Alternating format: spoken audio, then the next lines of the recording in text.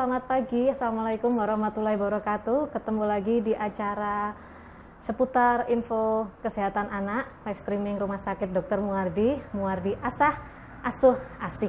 Anak sehat, anak hebat, anak sehat, Indonesia hebat. Iya, buat ayah, bunda, sobat-sobat Muwardi juga yang sudah bergabung, join di akun Instagram kita hari ini. Sudah banyak sekali yang bergabung, ada Mbak Ismiating, Yuniata, Iriski, Hertika, dan yang lain. Sudah banyak ribuan nih yang bergabung, terima kasih.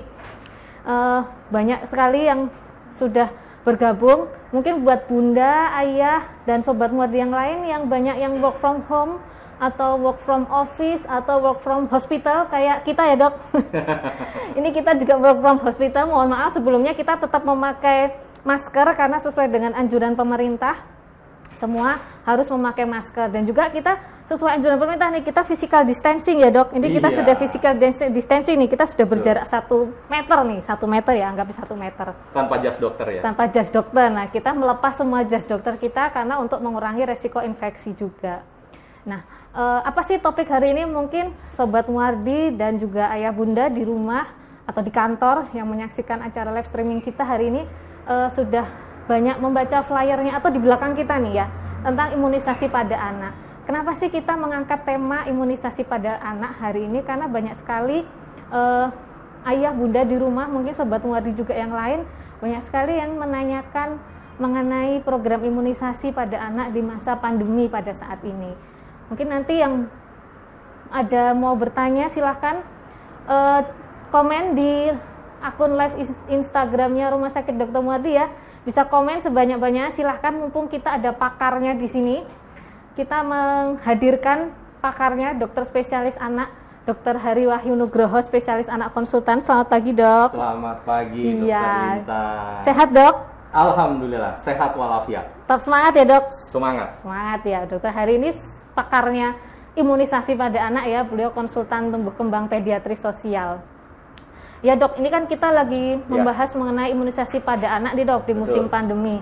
Gimana dok, untuk gimana sih mengatasi banyak sekali pertanyaan-pertanyaan dari orang tua yang tentang musim pandemi, takut nih mau imunisasi ke rumah sakit, tapi kalau nggak ke rumah sakit nanti atau ke tempat praktek dokter atau ke puskesmas yang pusat keramaian, kalau nggak imunisasi nanti molor jadwalnya, bagaimana nih dok? Ya. Mensiasatinya dok ya. Tidak hanya para orang tua, tetapi juga tenaga kesehatan di tempat pelayanan imunisasi pada khususnya. Ini kemarin sudah banyak sekali pertanyaan-pertanyaan yang masuk ke saya terkait dengan pelaksanaan imunisasi di saat kita sedang menghadapi wabah virus corona ini. Memang perlu strategi, dan strateginya ini memang sangat spesifik Dokter Lintang nanti. Tergantung dengan situasi kondisi wabah corona di daerah tersebut. Begitu. Jadi sebenarnya imunisasi pada anak anjurannya kalau dari Ikatan Dokter Anak sendiri bagaimana dok? Ya, jadi baik rekomendasi dari Ikatan Dokter Anak Indonesia maupun kemarin dari Kementerian Kesehatan, poin pertamanya adalah bahwa imunisasi harus tetap dilakukan selama wabah pandemi ini. Karena diharapkan imunisasi ini nanti bisa untuk menekan komorbiditas. Komorbiditas itu apa? Komplikasi ya, atau apa penyakit penyerta mungkin ya? Penyakit pemberat ya. Penyakit pemberat ya. Yang mana pada infeksi virus corona ini, penyakit-penyakit pemberat itu akan meningkatkan kasus fatalnya. Jadi fatality rate-nya akan meningkat pada kasus-kasus dengan penyakit-penyakit pemberat. Nah, disinilah imunisasi diperlukan. Memang imunisasi tidak kemudian berdampak langsung untuk mencegah virus corona, belum ada saat ini imunisasinya, belum ditemukan. Tetapi harapannya dengan tetap terlaksananya imunisasi rutin ini, maka penyakit-penyakit pemberat ini dapat kita hindari. Begitu, itu prinsip utamanya, yang nomor satunya, begitu.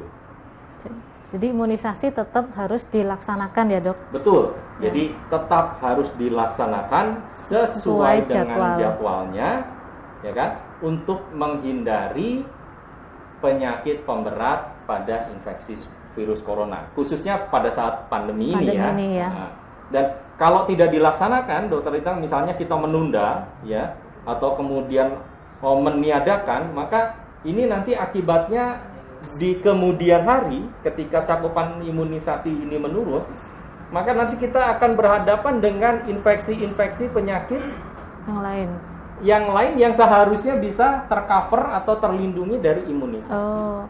Nah, inilah yang harus kita pertimbangkan sebaik-baiknya. Jangan sampai beberapa tahun kemudian nanti muncul outbreak penyakit yang sebenarnya bisa dicegah dengan imunisasi ya dok? Betul, dan nggak menunggu beberapa tahun. Misalnya contohnya imunisasi campak yang kita tunda gitu ya dalam 1 atau 2 bulan, maka nanti di bulan ketiga, di bulan keempat kasus campak pasti akan meningkat. Oh iya, jadi sangat berpengaruh sekali ya. Iya. Jadi ini ada pertanyaan dok, Pak. Terima kasih nih. Kita baru opening sudah ada pertanyaan dok. Di Instagram dari Mailah. Dok, di kota saya untuk vaksin semua ditunda, belum tahu sampai kapan. Anak saya newborn usia 1 bulan 3 hari belum vaksin BCG.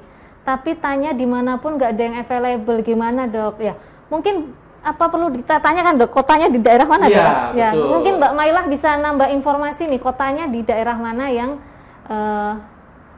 kota yang ditunda tadi ya? Ya, jadi yang tadi seperti saya katakan Dokter Lintang, memang nanti ini sangat spesifik ya, tergantung dari daerah mana. Tetapi saya yakin bahwa di masing-masing daerah, dinas kesehatan, para puskesmas itu sudah akan mempunyai strategi tertentu, ya kan, yang dimaksudkan agar imunisasi rutin tetap berjalan, tetapi keamanan untuk mencegah penyebaran virus corona ini juga tidak diabaikan sama sekali. Jadi ada beberapa dinas kesehatan yang mungkin mengkhususkan pelaksanaan imunisasi hanya di hari-hari tertentu saja. Ya, jadi dipisah mungkin ya dok ya, antara yang poli sakit untuk anak sakit dan juga untuk poli khusus imunisasi gitu. Atau mungkin tempatnya yang dipisah. Jika imunisasi khusus hanya dilakukan di posyandu tertentu atau di puskesmas pembantu tertentu atau di puskesmas tertentu. Gitu. Jadi kalau misalnya pengkhususan hari tidak bisa dilakukan, misalnya ada yang melakukan kan Senin, Kamis khusus imunisasi, Selasa, Jumat khusus imunisasi di puskesmas itu. Tapi apabila hal itu tidak bisa dilakukan, maka bisa mencari tempat yang lain, bisa di puskesmas pembantu, bisa di posyandu ya, untuk mengkhususkan pelaksanaan imunisasi. Jadi mungkin kalau saran kita mungkin Bunda harus mungkin bisa ditanyakan ya, mencari tahu informasi tempat yang akan dituju untuk imunisasi seperti apa gitu ya dok ya. Apakah polinya ada hari-hari poli tertentu untuk imunisasi, ataukah harinya selain hari mungkin tempatnya terpisah atau tidak yang dengan poli yang anak sakit atau orang dewasa gitu ya dok. Betul. Tentunya di daerahnya mungkin pasti akan mempunyai kebijakan tersendiri. Ada pertanyaan lagi dari Pekalongan, Mbak Mailah tadi dari Pekalongan dok tadi ya. Di Pekalongan ya. Nanti bisa ditanyakan langsung di puskesmas, dan apabila mungkin strateginya di daerah tersebut puskesmas itu tidak melakukan imunisasi, bisa dilakukan di imunisasi yang lain, di tempat yang lain, puskesmas yang lain. Ya. Jadi pada intinya tidak untuk menunda imunisasi karena kita tetap memerlukan perlindungan imunisasi pada anak. Gitu. Jadi nggak boleh ditunda. Betul. Iya. Ada pertanyaan di Facebook. Di Facebook ini juga sudah banyak sekali nih yang bergabung. Dari Blora, dari mana lagi? Dari Blora, dari Karanganyar. Wah, dari kemarin kapan itu kita dari Hong Kong ada loh dok. Hong Kong, Thailand, wah banyak sekali yang sudah bergabung. Jadi live streaming Rumah Sakit Muardi ini nggak cuman tingkat nasional, nggak cuma di Solo, nasional sampai internasional ini ya. Luar biasa. Ya, ini terima kasih. Ini pertanyaannya dari Bapak Sutanto Tanto.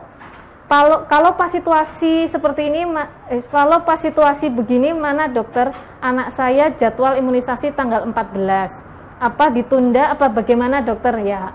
Ya, tadi sudah kita bahas ya dokter Lintang ya, jadi memang sebaiknya tidak ditunda ya, untuk pertama menghindari wabah yang lain ya. Karena imunisasi tidak dikerjakan, tidak dilakukan, ditunda. Yang nomor 2 adalah kita berusaha untuk menekan penyakit pemberat yang bisa meningkatkan fatalitas pada infeksi virus corona. Ya, semoga terjawab ya dari Bapak Sutanto pertanyaannya tadi. Jadi sebaiknya tetap harus melaksanakan imunisasi putranya.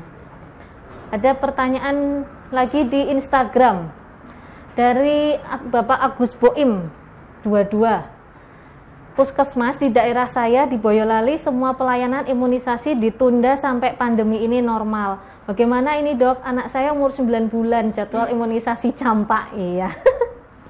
Ya, ini tadi yang kita juga sudah bahas, kita ulangi lagi bahwa dalam situasi seperti ini penundaan tidak dianjurkan gitu, karena kita juga masih dalam, saya rasa nanti ya masih cukup agak lama ya, diperkirakan pemerintah. Belum tahu sampai kapan ya dok ini? Ya masih ada 2 bulan, 3 bulan ke depan. Nah, khawatirnya kalau kita tunda nanti kita akan berhadapan dengan wabah infeksi yang lainnya. Itu yang sama sekali tidak kita mau. Jadi oleh karena itu pelaksanaan imunisasi, sekali lagi saya ulang, tetap dilakukan ya.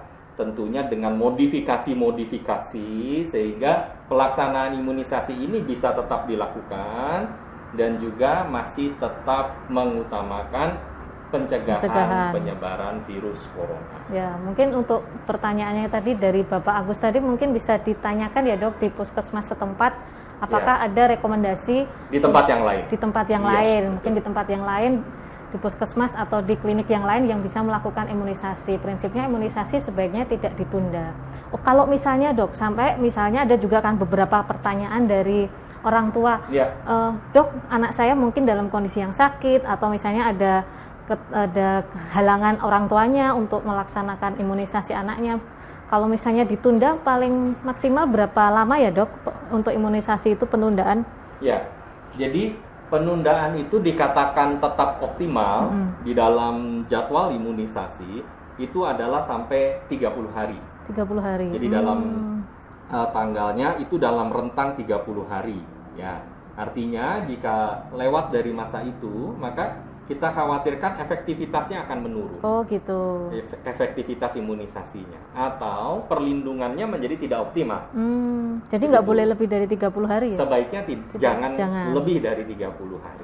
Apalagi jika sudah misalnya mendapatkan pentabio yang pertama, nanti pentabio yang kedua, pentabio yang ketiga, itu nanti mengikuti jadwal perpanjangannya atau penundaannya jangan sampai lebih dari 30 hari.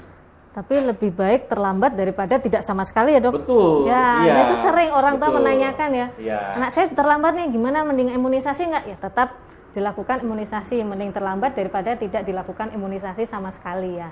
Semoga tadi pertanyaannya terjawab ya. Wah, ini tadi di Facebook, coba saya sapa yang di Facebook, tadi saya lihat ada yang dari Hong Kong sudah hadir ya. Tadi dari Hong Kong sudah hadir, Singapura tuh dok.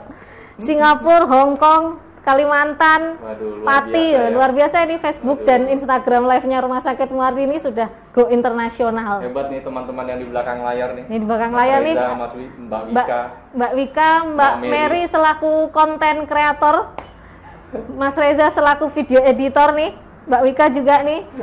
Terima kasih loh, luar biasa. Ini ada pertanyaan lagi dok. Ini pertanyaannya laris manis Tanjung Kimpul nih dok. Mengenai imunisasi nih. Dari Faris Nur di Instagram.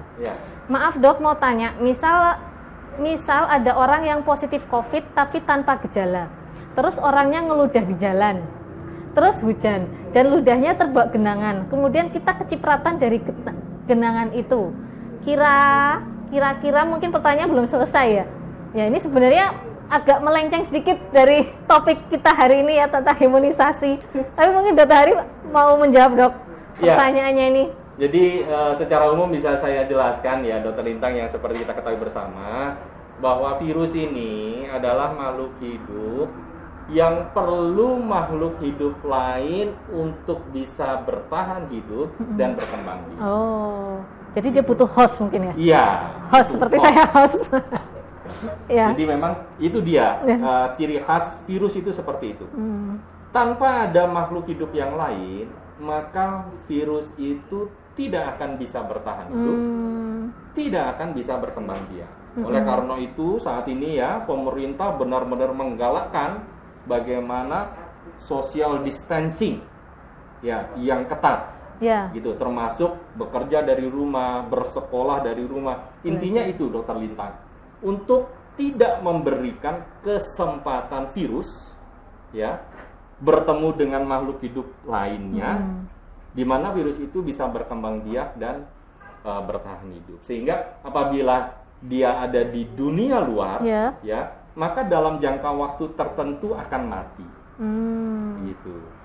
Ya begitu ya. Jadi untuk pertanyaannya Bapak Faris Nur tadi semoga terjawab dari keterangannya dari Dr. Hari Wahyu. Nah ini tadi juga saya mengingatkan kenapa kita harus pakai masker semuanya. Iya. Ya, agar orang-orang yang tanpa gejala, ya, itu dia tidak menularkan virus kepada lingkungannya. Ya. Gitu. Oh, hati-hati ya. Jangan lupa pakai masker. Jangan lupa pakai masker seperti kita. Kita di sini di ruangan ini semua pakai masker loh. Konten kreatornya, video editor juga semua pakai masker kita. Karena untuk mengurangi memutus penyebaran infeksi virus corona. Jadi mungkin teman-teman sobat Muardi, ayah bunda di rumah juga melakukan physical distancing ya, kita harapkan. Ada pertanyaan lagi nih dok di Facebook. Pertanyaannya dari Ayuning Rum Dwi Astuti. Halo dokter, sebaiknya imunisasi apa saja yang harus dilakukan saat pandemi COVID-19 ini? Ya, kalau imunisasi pada anak itu harus dilakukan semua lengkap sesuai jadwal apa yang sudah direkomendasikan oleh Ikatan Dokter Anak Indonesia. Apa saja kita sebutkan satu-satu ya, biar nanti orang tua juga tidak merasa bingung. Ya, jadi yang pertama yang harus diberikan, satu, imunisasi hepatitis B pada saat lahir. Kemudian nanti di usia 1 bulan diberikan imunisasi BCG dan polio oral ditetes. Kemudian nanti pada usia 2 bulan ada diberikan imunisasi pentabio. Ya, isinya difteri, pertusis, tetanus, hepatitis B, dan Haemophilus influenza tipe B. Jadi ada 5 dalam satu kandungan vaksin. Ya, dan juga diberikan ulangan polio. Nah, di usia 2 bulan ini juga diberikan imunisasi yang tidak kalah pentingnya, yaitu untuk mencegah diare atau rotavirus vaksin, dan kemudian vaksin pneumokokus untuk menghindari penyakit yang diakibatkan oleh karena bakteri pneumokokus. Ya, nah itu nanti diulang di usia 2 bulan, 4 bulan, dan 6 bulan. Kemudian di usia 6 bulan nanti juga ada pemberian imunisasi influenza sebanyak 2 kali pemberian. Kemudian nanti di usia 9 bulan ada pemberian imunisasi MR, measles and rubella, campak dan rubella. Kemudian di usia 12 bulan ada pemberian imunisasi untuk varicella vaksin, mencegah cacar air. Kemudian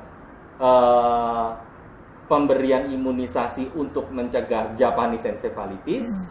Kemudian nanti di usia 12 bulan sampai 15 bulan diulangi lagi untuk vaksin yang pneumokokus. 18 bulan diulangi lagi untuk pemberian vaksin pentabio dan MR, campak rubella. Kemudian nanti di 2 tahun diberikan imunisasi tipes dan hepatitis A. Itu yang imunisasi 0 sampai 2 tahun. Setelah itu nanti melakukan imunisasi di usia 5 tahun. Itu yang harus diberikan semuanya kepada seluruh anak Indonesia. Sudah dicatat belum ayah bunda? Tadi dokter Hari sudah menjelaskan detailnya ya, tiap bulan apa aja harusnya dicatat nih. Pasti sudah, saya yakin di rumah pasti mungkin sudah banyak yang nyatat ini dok. Ini ada pertanyaan lagi dok. Terima kasih semua jempol-jempolnya, wave-nya, jempol di Instagram maupun di Facebook. Dari Hong Kong hadir lagi nih, luar biasa. Ini ada pertanyaan dok dari Facebook, dari Bapak Yani Ahmad. Dok mau tanya, anakku sudah usia 3 tahun, tapi belum saya imunisasi ulang dok, yang 18 bulan dan yang 2 tahun. Kalau mau imunisasi sekarang boleh tidak ya dok, padahal usianya sudah 3 tahun. Gimana nih dok? Bukannya boleh, harus. Tetapi memang harus. Harus ya, harus loh Pak. Ya, namanya kita catch up program. Jadi kita kejar ketertinggalannya Pak. Ya, Pak Yani Ahmad ya. Nanti bisa mengunjungi pusat layanan kesehatan, puskesmas bisa, rumah sakit bisa, dokter pribadi bisa untuk melakukan imunisasi yang usia 18 bulan belum dilakukan. Jadi lebih baik terlambat daripada tidak sama sekali ya dok? Betul, jadi harus dilengkapi. Ya, jadi tetap harus dilengkapi. Ya. Ini ada pertanyaan lagi dok di Instagram dari Family Rental Official. Jika terpaksa tertunda karena mungkin vaksin tidak available atau karena tempat vaksin tidak dipisah yang sakit dan sehat, kita sedang hunting tempat lain, maksimal berapa hari atau minggu dari jadwal seharusnya dok? Mungkin keterlambatannya boleh berapa hari sampai penundaannya ya dok ya? Ya, tadi kita sampaikan bahwa untuk optimal ya itu maksimal adalah 30 hari ya dari jadwal yang telah ditentukan. Ya, setelah 30 hari yang kita khawatirkan adalah efektivitasnya mulai turun. Tapi bukan berarti tidak kemudian diimunisasi, ya. Harus jadi diimunisasi. tadi yang seperti Dokter Lintang katakan, lebih baik terlambat daripada tidak sama sekali. Ya, mungkin semoga terjawab ya. Dari Mbak Cici Pratama nih dari Bengkulu, di Instagram sudah dari Bengkulu nih. Ada lagi pertanyaannya dari Facebook dari Winda Bulolo. Wah, dari Jakarta Timur. Wah, ini pasti lagi work from home juga ya. Di Jakarta Timur. Kampung halaman saya. Oh, kampung halamannya Dokter Hari nih. Selamat. Halo Mbak Winda Bulolo. Satu kampung halaman dengan Dokter Hari Wahyu. Jakarta Timur hadir. Dok mau nanya. Iya. Anak saya bulan kemarin 6 bulan. Sesuai jadwal dia dapat vitamin A. Cuman karena lagi ada virus corona jadi nunda dulu ke rumah sakitnya. Kira-kira penundaan ini bisa sampai bulan berapa ya, Dok? Ya. Ya. Tadi sebaiknya seperti sudah kita bahas ya, tidak ditunda, melainkan memang kita bisa memodifikasi tempat pelaksanaan imunisasi, ya, sehingga tetap memperhatikan kondisi social distancing, ya, tetapi tetap imunisasi dikerjakan.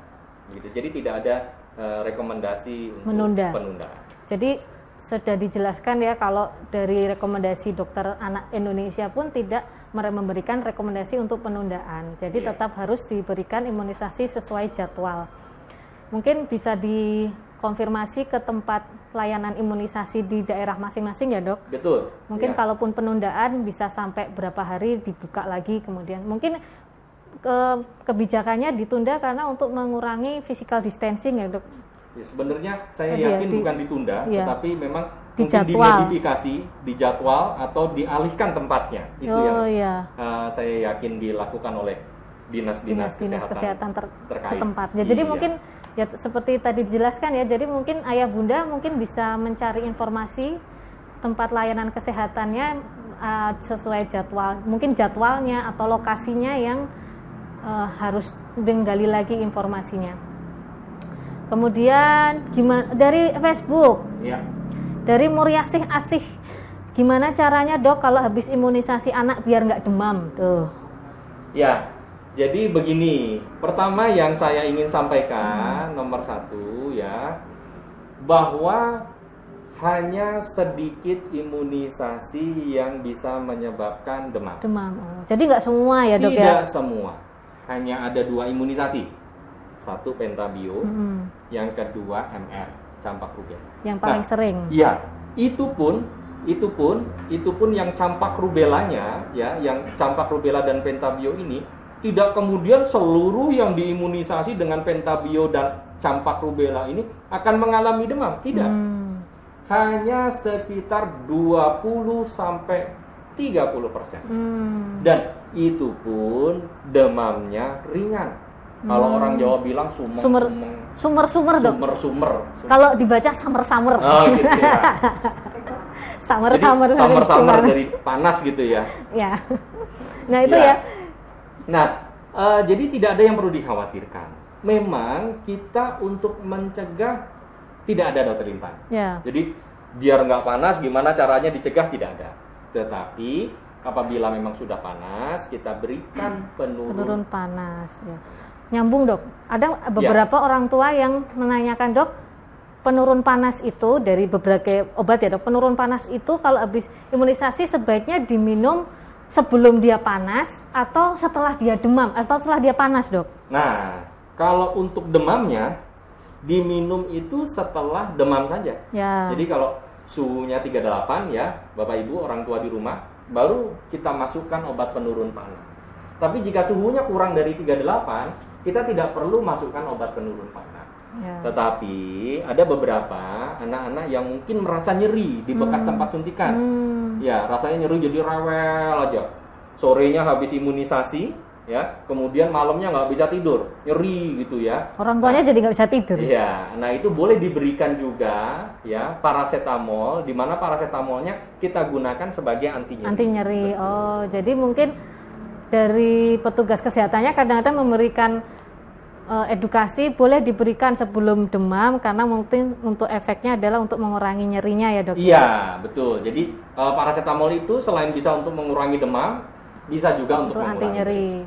Jadi ayah bunda apalagi yang punya bayi di rumah sebaiknya harus punya termometer suhu ya. Betul. Jadi kalau wajib punya termometer suhu karena kalau dipegang ayahnya panas, dipegang ibunya nggak demam, dipegang Simbah Huti nggak panas, Mbah Kakong, Pak D bule ya. Karena tangannya beda-beda. Nah, pengukuran yang objektif adalah menggunakan termometer suhu.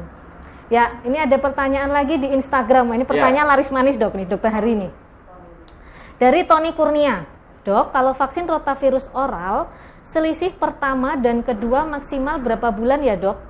Yang kedua belum berani ke rumah sakit karena sikon seperti ini dari Solo. Ya.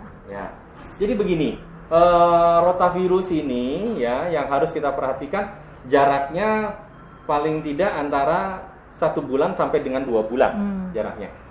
Tetapi yang harus diingat adalah Bapak Ibu para orang tua bahwa imunisasi rotavirus ini yang untuk mencegah diare oleh karena rotavirus ya itu dosis lengkapnya harus bisa diberikan sebelum usia 6 bulan. Begitu, itu yang perlu diperhatikan ya.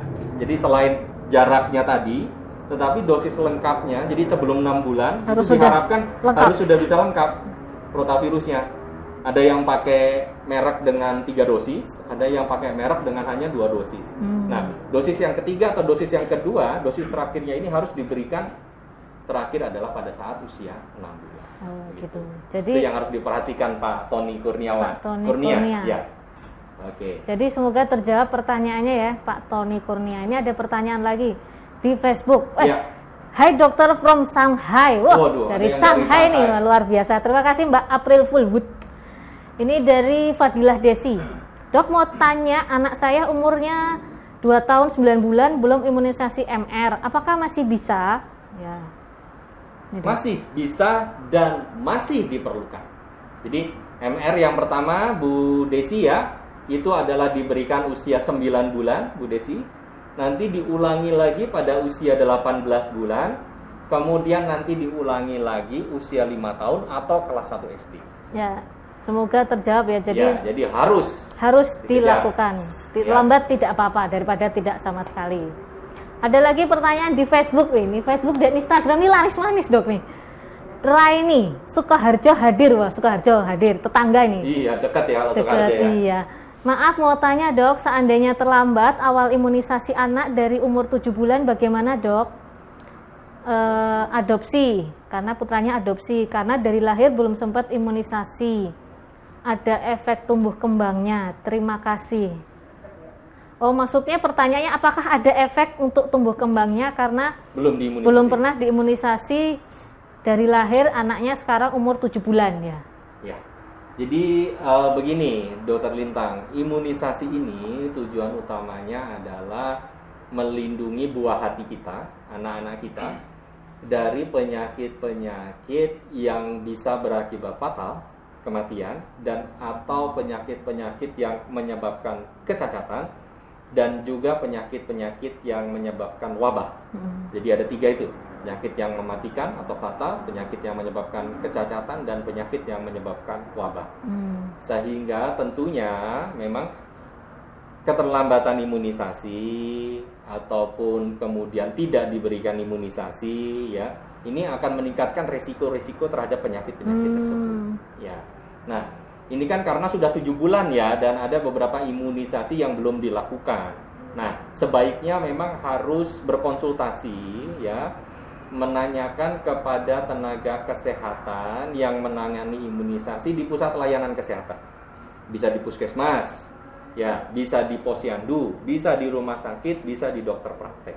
Sehingga tidak terjadi kesalahan dalam penjadwalan. Karena ini nanti penjadwalannya harus juga diperhitungkan bagaimana jarak-jaraknya dan imunisasi apa saja yang masih harus diperlukan, imunisasi apa saja yang sudah tidak diberikan lagi. Seperti tadi saya sebutkan, rotavirus itu kan dia maksimal harus 6 bulan. 6 bulan. Ya, jika sudah lebih dari 6 bulan, maka kita tidak bisa berikan lagi. Sudah tidak efektif gitu ya, Dok? Iya. Jadi nanti bisa langsung menghubungi ke puskesmas terdekat, bertanya, ya, berkonsultasi untuk segera bisa melengkapi imunisasi pada anaknya. Ya, semoga terjawab ya tadi Mbak Fadila Desi pertanyaannya. Jadi harus sebaiknya dikonsultasikan dengan fasilitas kesehatan terdekat, ya. Ada pertanyaan lagi di Instagram nih, terima kasih jempolnya. Dari Tian Astriani, dokter, penundaan untuk BCG hingga berapa ya, Dok? Anak saya sudah terlanjur belum, anak saya mungkin ya. Anak saya sudah terlanjur imunisasi, ya mati. Ya tunggu dulu. Ini mungkin saya sapa dulu yang dari Facebook. Yang dari Facebook ini dari Purwodadi, dari Hong Kong. Hong Kong banyak sekali, Dok, hari ini yang join dengan Facebooknya live nih. Tapi ini bukan pegawai Rumuardi yang lagi di Hong Kong, bukan ya? Jangan-jangan ini pegawainya Muardi sedang liburan ke Hong Kong. Liburan ke Hong Kong, atau mungkin jadi relawan mungkin, Dok, atau mungkin jadi relawan ke Hong Kong, enggak ya? Ya, ini pertanyaannya tadi lanjut dari Mbak Tian Astriani. Dokter, penundaan untuk BCG hingga berapa ya, Dok? Saya sudah terlanjur belum imunisasi BCG. Anak hingga sekarang 2 bulan karena khawatir. Rumah sakit mana yang di Solo yang aman atau minimal paparan pasien COVID? Oh, jadi anaknya sudah belum imunisasi BCG sampai sekarang usia 2 bulan.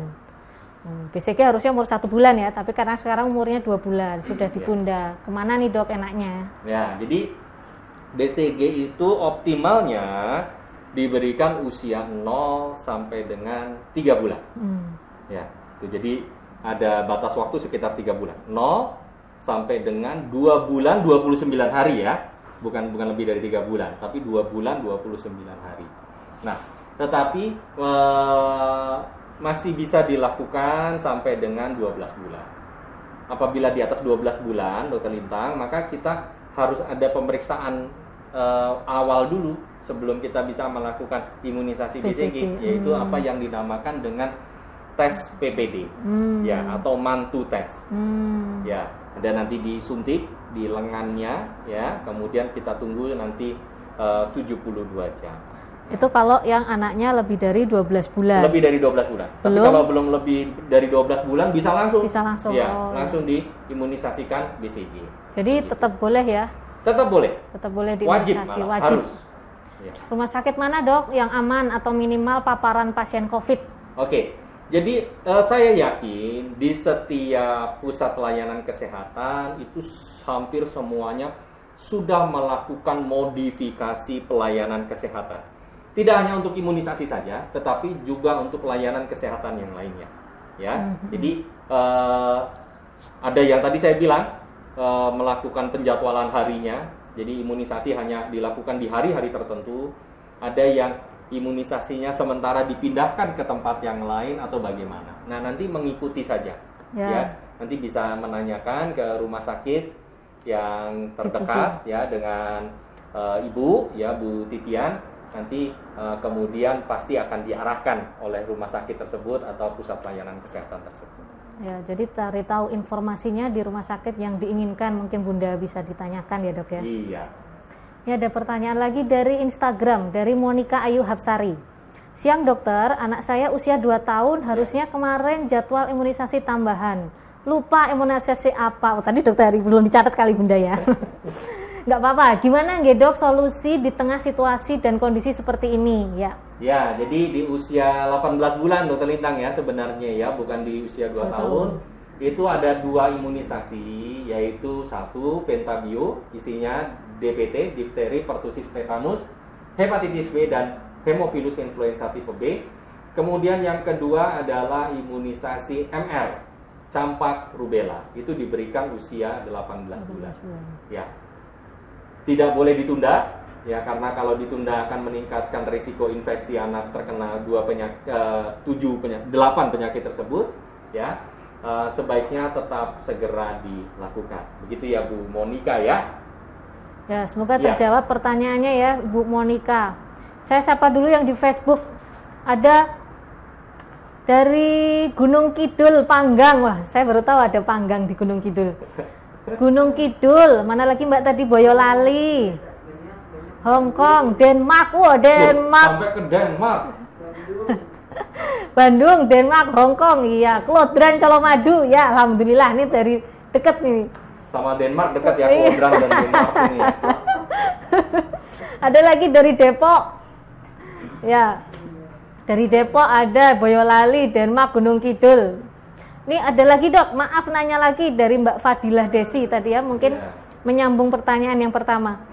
Dok maaf nanya lagi, umur 2 bulan kan imunisasi pentabio dan polio 2, PCV dan rotavirus. Sedangkan polio dan rotavirus kan sama-sama tetes. Katanya nggak boleh barengan dok. Itu gimana dok ngatur jadwalnya? Ya. Sebenarnya kalau barengan malah boleh. Ya, tetapi kalau dipisah maka jaraknya harus 1 bulan. Oh, jarak 1 bulan. Iya, karena virus oral polio ini dengan rotavirus dia sesama vaksin hidup, maka jaraknya minimal harus 1 bulan. Tetapi kalau barengan malah boleh, gitu. Jadi terbalik, bukan tidak boleh barengan. Barengan boleh, tetapi kalau dipisah jaraknya itu paling enggak 1 bulan. Diberikan jarak selama 1 bulan. Nah, gitu ya, Ibu Desi ya. Mungkin biar semoga terjawab nih Mbak Fadilah Desi. Jadi boleh diberikan, tapi kalau pisah paling enggak 30 hari ya dok? Iya, betul sekali. Ya, semoga terjawab ya dari Mbak Fadilah Desi. Ini dari monggo Mbak Melati Putih loh, ada aja kan nih monggo yang mau liburan ke Hong Kong nih, silahkan nih, ada kali kita ditawarin dok liburan ke Hong Kong. Mbak Mary mungkin mau Mbak Mary nih, konten kreator kita pengen berangkat ke Hong Kong. Sudah ditawari yang dari Hong Kong siap katanya memfasilitasi. Ya, ini ada pertanyaan lagi di Facebook dari Jenny Hikari Item. Kemarin saya sudah konsul ke bidan, tapi katanya belum bisa vaksin DPT lanjutan. Sudah lewat 1 bulan, apa enggak apa-apa? Nah, ini yang perlu kita klarifikasi. Belum bisanya ini karena apa?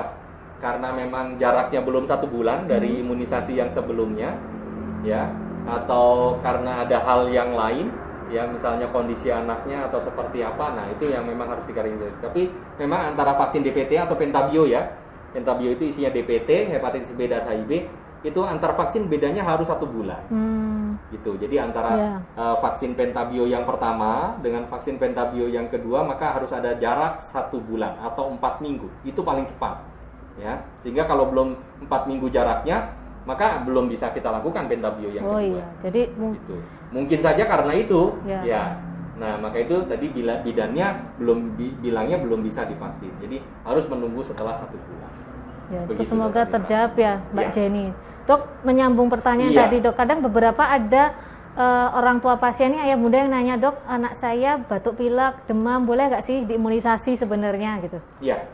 Jadi begini, sebenarnya pada kondisi-kondisi di mana anak tersebut sakitnya ringan, seperti batuk pilek, diare, ya, itu memang tidak apa-apa, tidak diperlukan penundaan untuk pelaksanaan imunisasi. Ya, tetapi ya pada kondisi yang sakit berat, memang pelaksanaan imunisasi ini sebaiknya ditunda. Ya. Tetapi dalam kalau demam boleh dok, demam sebaiknya tidak diimunisasi. ya. Bukan karena imunisasinya kemudian jadi membahayakan. Ini yang kadang-kadang sering salah dipahami oleh ayah bunda. Jadi bukan karena kemudian dalam kondisi yang sakit ringan kemudian diimunisasi sakitnya jadi bertambah parah ya, atau kemudian diimunisasi malah menjadi membahayakan si anaknya sendiri, bukan. Tetapi pada kondisi di mana saat sakit demam, efektivitas imunisasinya menjadi menurun. Oh, begitu. Kenapa menurun? Karena dalam kondisi sakit itu sebenarnya tubuh kita sedang melawan penyakitnya tersebut. Ya, jadi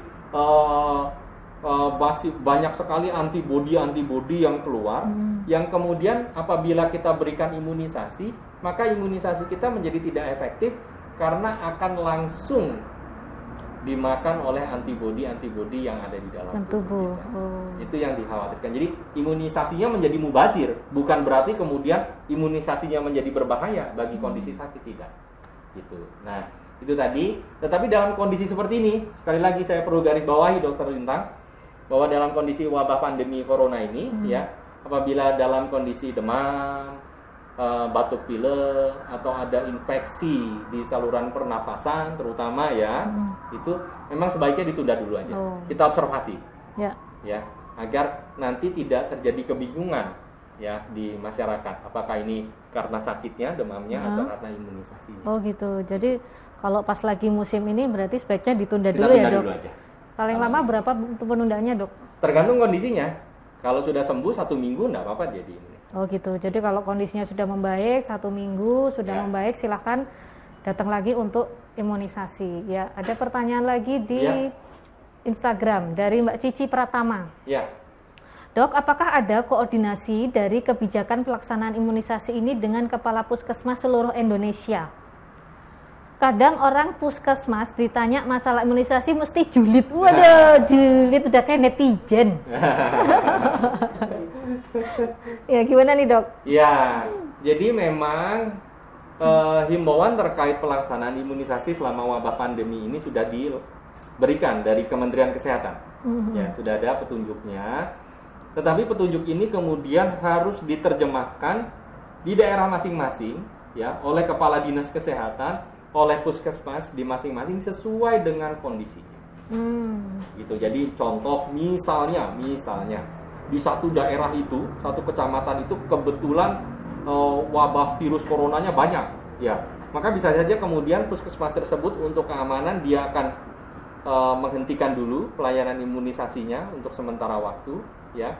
Atau memang anak-anak yang sudah dipastikan sehat, orang tuanya sehat, bisa melakukan di tempat imunisasi. Ya. Jadi memang sangat spesifik, gitu. Tidak bisa kemudian dipukul rata gitu ya. Nah, iya. Jadi nggak bisa dipukul rata, Bunda. Mungkin memang tergantung kondisi di wilayah masing-masing gitu ya, Dok, betul. Ya. Ada pertanyaan lagi, Dok, dari Facebook. Oh, dari Mbak Faris Nur tadi. Terima kasih, Dok, ya, jawabannya. Semoga bermanfaat ya, Mbak. Sama-sama, kembali kasih. Dari Encus, ya, Dok, vaksin yang diberikan selama ini apakah bisa mencegah infeksi corona? Ya. Ya, tadi seperti sudah kita jelaskan di awal, memang tidak bisa mencegah secara langsung karena vaksin virus corona ini belum ada, belum ditemukan.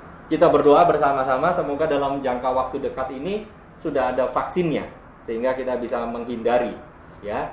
Tetapi vaksin-vaksin yang ada pada saat ini itu kita harapkan bisa untuk menekan penyakit pemberat pada saat wabah virus corona ini. Sehingga itu akan meningkatkan angka kesembuhan pada saat seseorang terinfeksi virus corona. Begitu, Dokter Linta. Jadi kalau untuk mencegah secara langsung belum ada. Oh, jadi kalau ada di, Dok, sering pertanyaan dari orang tua, Dok, vaksin influenza atau vaksin PCV itu bisa nggak sih, Dok, mencegah terjadinya penyakit corona gitu kalau pada anak atau ya pada anak? Ya, jadi kalau untuk yang PCV dia untuk mencegah penyakit pemberatnya. Kalau yang influenza juga begitu, sama untuk mencegah penyakit pemberatnya. Tetapi ada beberapa pendapat yang tentunya ini pendapat masih kita harus analisa lagi ya, harus kita lakukan analisa lagi, harus kita teliti lebih dalam lagi, di mana harapannya vaksin influenza ini akan memberikan cross protection.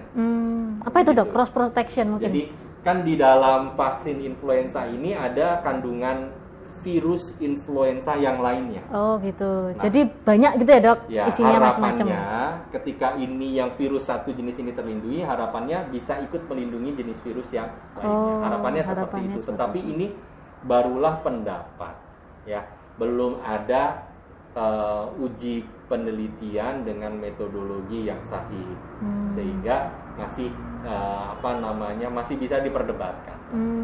Tetapi apakah bisa dibantu dengan 2 vaksin itu, tentu akan lebih baik. Ya, semoga terjawab ya. Ya. Ada lagi pertanyaan di Instagram dari PBDS Anak UNS. Terima kasih love-nya ya. Terima kasih love-nya. Terus dari Cil 13. Kita orang tua pakai masker, terus babynya ditutupin masker juga nggak dok? Apa bagaimana? Hehehe.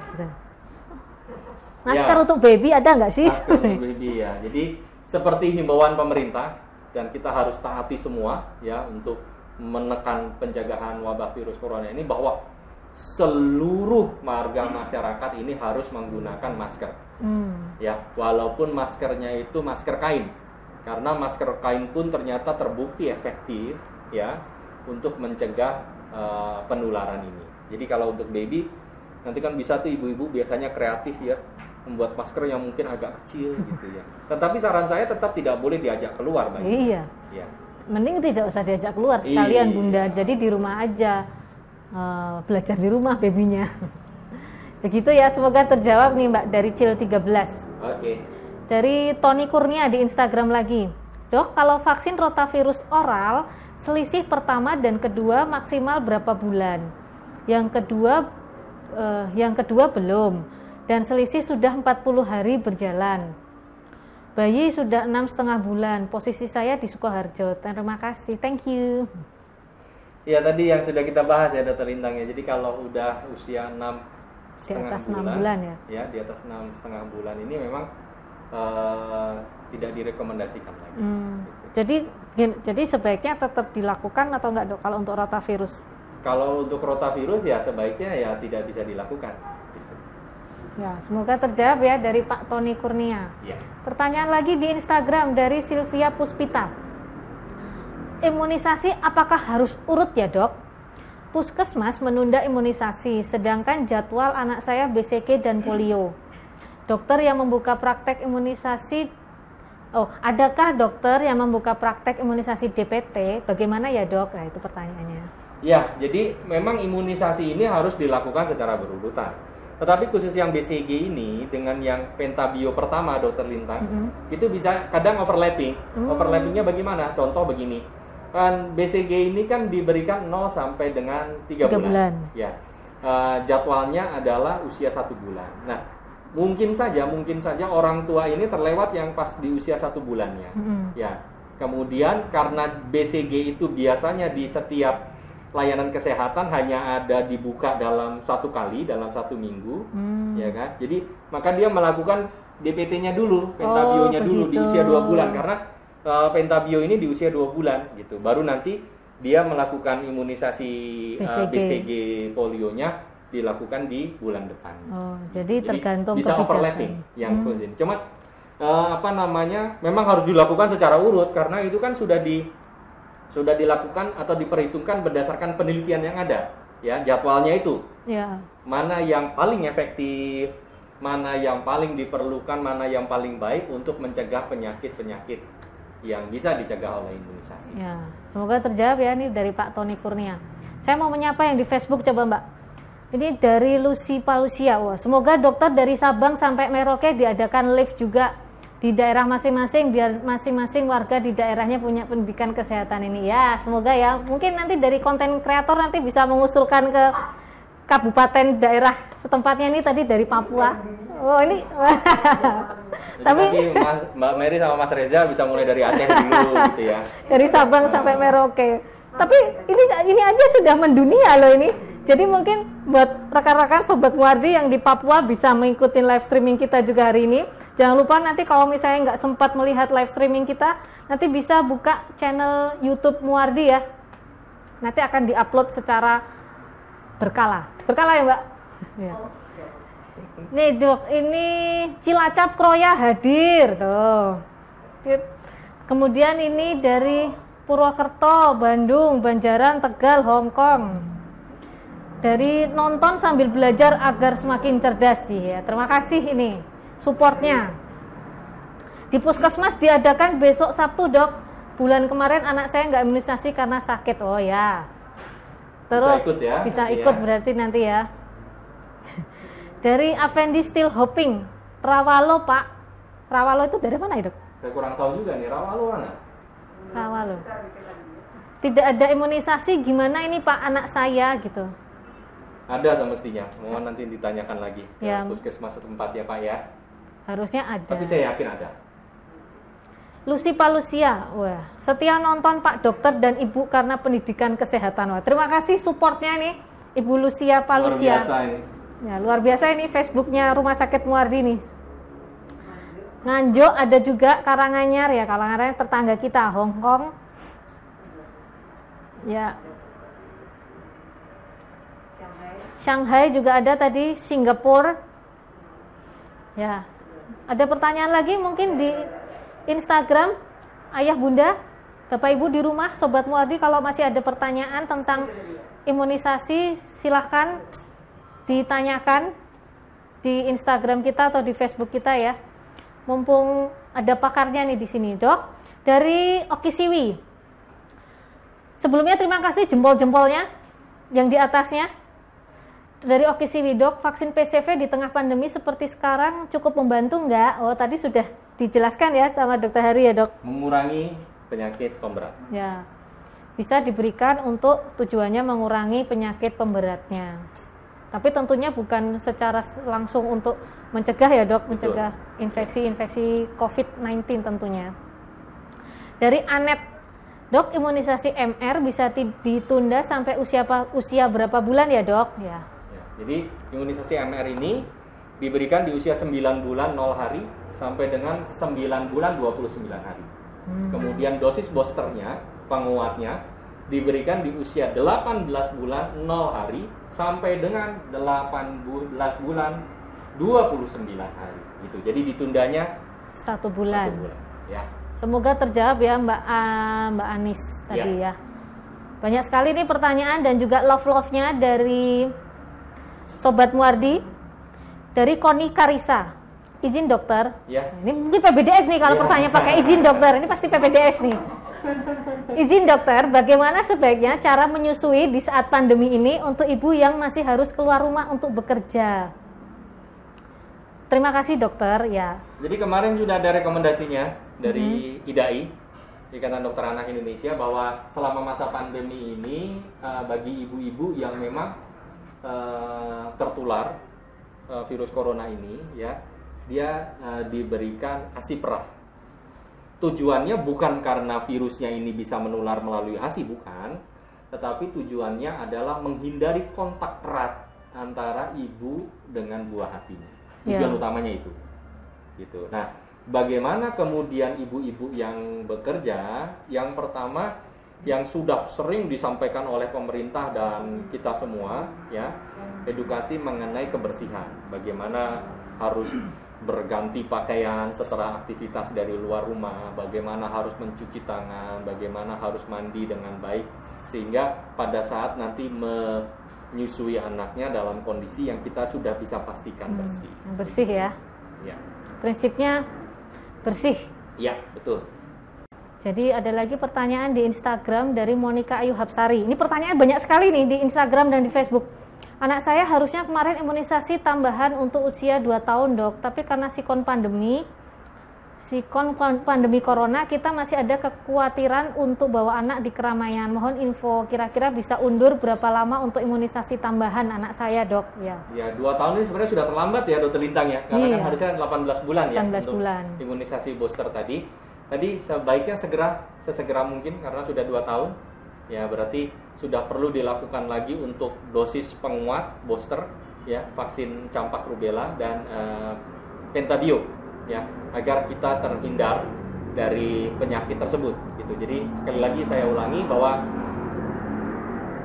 tetap dilakukannya program imunisasi ini adalah untuk menjaga jangan sampai kita berhadapan dengan wabah penyakit lain yang karena imunisasi tidak dilakukan, kemudian ada wabah-wabah baru, penyakit-penyakit yang seharusnya bisa dicegah oleh imunisasi. Gitu. Ya, semoga terjawab ya tadi dari Mbak Monica. Tadi masih banyak sekali pertanyaan di Instagram. Saya mau sapa dulu yang di Facebook. Ada Arab Saudi. Wah, dari Arab Saudi bahkan hadir nih pada hari ini. Terima kasih. Dari Temanggung. Coba di bawahnya, Mbak, bawahnya. Dari Ibu Lucia tadi. Ada Ibu Lucia. Tadi dari Papua. Oh, tadi ada pertanyaan juga ini. Di Facebook dari Muhammad Imron. Dok, mau nanya, Dok, kenapa sampai sekarang kok belum ada vaksin COVID-19 terus ya? Yang pada sembuh itu diminumin obat seperti terus yang pada sembuh itu diminumin obat seperti apa? Oh, jadi nanya ya, satu, kok nggak ada vaksin COVID-19? Terus yang kedua, pasien-pasien yang sembuh itu minuminnya obat apa aja? Mungkin tata laksananya mungkin lebih ya. Ya. Jadi memang ya Dokter Lintang, untuk kita ketahui bersama bahwa dalam pembuatan proses sebuah vaksin itu nanti akanlah banyak sekali hal-hal yang harus kita lakukan, harus kita lewati. Yang pertama, kita harus bisa membiarkan virus dari penyakit tersebut, di mana virus tersebut sudah kita yakinkan menjadi virus yang tidak berbahaya, tetapi masih mempunyai karakteristik yang sama dengan virus aslinya. Gitu. Jadi karakteristiknya masih sama, wujudnya masih sama, strukturnya masih sama, tetapi haruslah sudah tidak berbahaya, di mana virus vaksin tersebut sudah tidak mampu untuk menyebabkan sakit. Nah, apabila itu sudah ditemukan, maka harus melewati uji klinik terlebih dahulu untuk memastikan bahwa memang vaksin kita itu aman. Dan efektif. Jadi mari kita sama-sama berdoa saja. Semoga dalam waktu dekat ini teman-teman kita, sejawat-sejawat kita dari ahli mikrobiologi ya sudah bisa berhasil untuk menemukan vaksin dari virus corona ini. Ada pertanyaan di Instagram dari Dwi Kenji Setori. Semoga anak Indonesia sehat-sehat dan menjadi generasi penerus bangsa. Amin. Ini terima kasih. Spesial nih Dokter Lintang. Oh iya, ini ada pertanyaan nih dari Ibu Suci Murtikarini. Selamat siang Ibu Suci Murtikarini. Selamat siang Bu Suci, gimana kabarnya? Ya, ini bukan pertanyaan titipan loh, Dok, bukan Dok. Ini dari Bu Suci, ini bukan pertanyaan titipan, Dok. Murni dari beliau sendiri, Dok. Dok, ini mau nanya, ada ibu yang takut anaknya divaksin MMR karena dengar isu bahwa vaksin tersebut bisa menyebabkan anak autis. Apakah betul, Dok? Terima kasih. Ya, ini memang sebenarnya isu yang sudah cukup sangat lama, tetapi sampai saat ini pun masih sering banyak ditanyakan oleh para orang tua. Jadi masih banyak saya bertemu dengan para orang tua yang menanyakan kekhawatiran apabila anaknya diimunisasi dengan vaksin MMR ini akan kemudian menyebabkan autis. Nah, ini sudah dilakukan penelitian dan banyak penelitiannya, nanti bisa searching ya, penelitian-penelitian yang membuktikan bahwa imunisasi MMR ini sama sekali tidak menyebabkan autisme pada anak. Jadi memang waktu itu hanya ada satu pendapat orang dokter, dan dokter tersebut sudah dokter dari Inggris, dan dokter tersebut sudah dikeluarkan dari ID-nya Inggris ya, jadi sudah tidak boleh berpraktek, gelarnya dicabut ya, akibat kemudian dia mengeluarkan isu hoax tersebut. Ya. Jadi mungkin untuk Sobat Muardi, ayah bunda, kalau ada informasi sebaiknya tabayun dulu ya, Dok, istilahnya. Betul. Dok, digali dulu, konsultasi dengan dokter spesialis anak sebaiknya, atau petugas kesehatan untuk memastikan info-info tersebut betul atau tidak. Ya. Ini ada pertanyaan, Dok, di Instagram. Sekar Anis, ya hilang. Nggak apa-apa. Ini ada Taiwan hadir di Facebook, Tegal hadir ya. Dok, menunggu ini, Dok, saya mau punya pertanyaan, Dok, sebenarnya. Sekarang yang lagi ngetren itu vaksin BCG dikabarkan katanya bisa untuk pencegahan ya dok? Iya. Jadi ini banyak sekali hal-hal ya. Jadi bagaimana usaha kita ya untuk bisa menekan wabah penyebaran virus corona ini, termasuk beberapa analisa secara logika. Ya, analisa secara logika. Sehubungan dengan tadi yang seperti saya sampaikan, vaksin influenza, kemudian kemarin juga ada asumsi logika di mana vaksin BCG ini juga bisa untuk membantu pencegahan virus corona, tetapi lagi-lagi Dokter Lintang ini masih asumsi logika. Ya, masih asumsi logika, belum, walaupun asumsi logika ini yang mengeluarkan pendapatnya adalah para ahli. Tetapi tentunya asumsi logika ini masih lagi harus kita uji lagi dengan penelitian, dengan metodologi yang baik dan benar, dengan metodologi yang sahih, sehingga kita yakin bahwa memang aman, nomor satu, dan yang kedua memang efektif begitu. Jadi kalau masih dalam batasan asumsi logika. Jadi kalau belum teruji secara klinis ya dok ya? Iya. Belum teruji secara klinis, jadi belum bisa dinilai itu aman atau efektif untuk diberikan. Terima kasih ini yang sudah join bergabung di Instagram Live maupun di Facebook. Ini Facebook masih ada pertanyaan nih, masih bisa ya Mbak? Di Facebook dari Asraf Zulkifli Afian. Assalamualaikum dok. Waalaikumsalam. Untuk imunisasi kita terbentur karena posyandu off, sementara karena COVID-19 karena imunisasi tidak terpisahkan. Gimana dok solusinya dengan kondisi tempat posyandu yang sempit untuk jaga jarak? Bisa minta video dokter imunisasi di tengah COVID-19 ini dok. Waduh, gimana nih dok? Jadi kita nggak punya dok ya videonya dokter Hari. Jadi kalau dalam masa pandemi ini yang saya lakukan adalah saya melayani imunisasi hanya 1 hari saja dalam 1 minggu. Jadi semua imunisasi hari itu yang datang memang hanya untuk imunisasi, tidak tercampur dengan pasien yang sakit gitu. Nah ini yang bisa dilakukan modifikasi. Ada beberapa layanan kesehatan yang misalnya imunisasi pagi duluan Dokter Lintang gitu, nanti baru melayani sakitnya yang nanti siang gitu. Itu bisa dilakukan juga. Tapi saya memilih 1 hari ya full di hari itu hanya untuk melayani imunisasi. Sedangkan yang untuk sakit itu bisa nanti mencari pelayanan kesehatan di tempat yang lain atau menunda dulu. Gitu. Itu juga yang mungkin bisa dilakukan di posyandu. Ya, bisa nanti dicari hari khusus, ya, atau nanti posyandunya itu dia hanya melayani layanan kesehatan yang lainnya saja, sedangkan untuk layanan imunisasi dipindah ke puskesmas pembantu atau tempat lainnya. Ya, itu mungkin bisa jadi solusi ya. Modifikasi pengaturan jadwal. Tadi dari Dokter Hari contohnya sudah bisa membuat jadwal tertentu. Ya, terima kasih. Pertanyaannya sebenarnya ada beberapa pertanyaan nih. Sebelum kita closing statement terakhir, Dok, masih ada pertanyaan nih satu dari Instagram. Dari Kusuma Ika. Dok, anak saya usia 4 bulan, seharusnya imunisasi tanggal 2 Maret. Karena pilek jadi mundur. Pas sudah sembuh, puskesmas sudah tidak melayani puskesmas sudah tidak melayani imunisasi, mungkin maksudnya seperti itu. Gimana dok? Nah, jadi bukan tidak melayani, saya yakin ya Dokter Lintang, cuman pasti puskesmas tersebut melakukan modifikasi, entah dengan melakukan pembatasan jam atau pembatasan hari atau pemindahan lokasi. Gitu saja. Jadi mungkin monggo bisa ditanyakan lagi ke puskesmasnya sehingga lebih jelas ya. Tapi saya yakin tidak ditunda.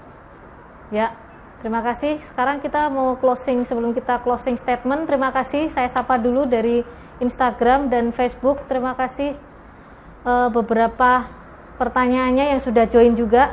Dokter Hari mungkin bisa memberikan closing statement, dok.